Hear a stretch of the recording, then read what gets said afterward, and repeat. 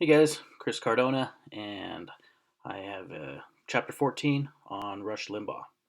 Uh, chapter first begins in talking a bit about Limbaugh and his rise from DJ at a young age to bouncing around different DJing jobs uh, to actually taking a job with the Kansas City Royals in their PR department, and then finally ending up in Sacramento, where he was finally given the opportunity to spread his wings, so to speak, and able to do and say basically what he wanted.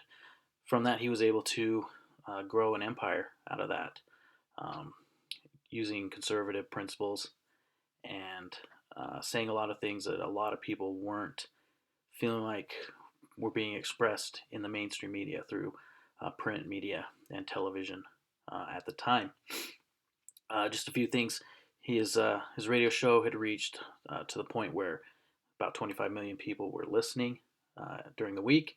He was syndicated on over 660 stations over throughout the country during the early and mid 90s. Had a television show that was on 250 stations.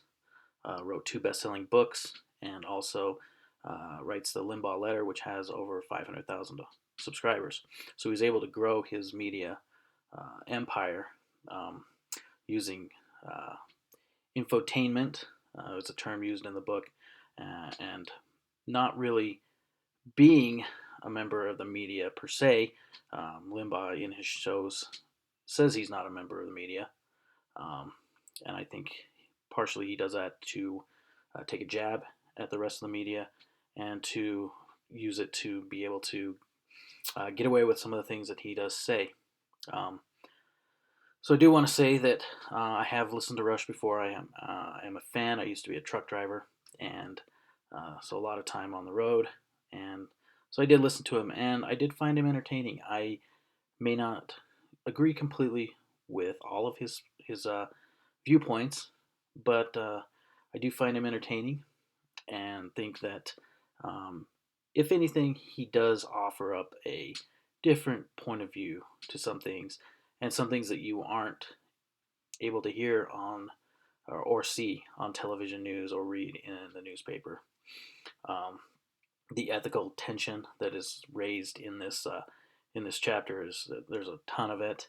Um, the way he uses certain sayings and phrases to put down groups that he doesn't support, such as calling women's groups feminazis, and also one of the big things that was pointed out when they claimed he had sunk to a new low was color abortions. He would use those jabs at groups that he did not support, or um, he did not believe in their cause.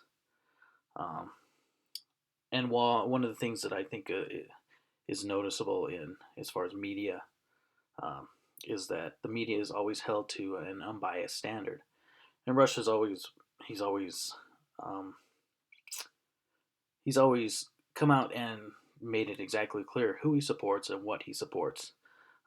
Therefore, I don't think he has to stand or be held to the same journalistic standards as other members of the media.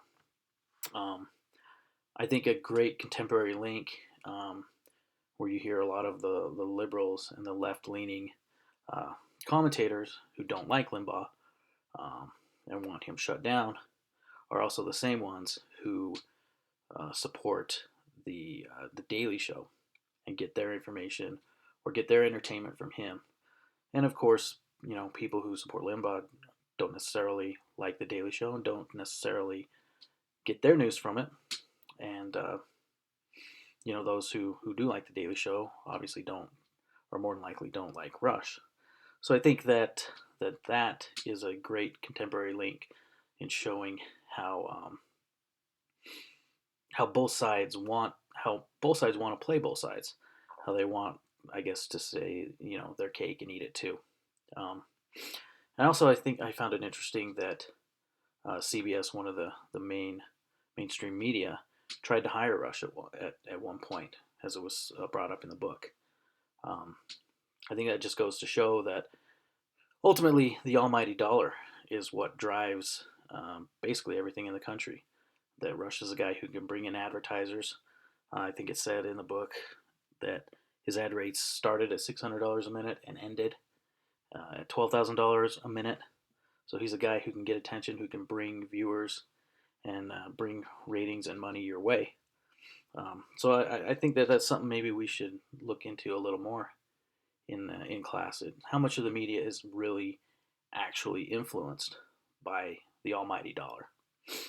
And um, I would like to hear a little more discussion on that.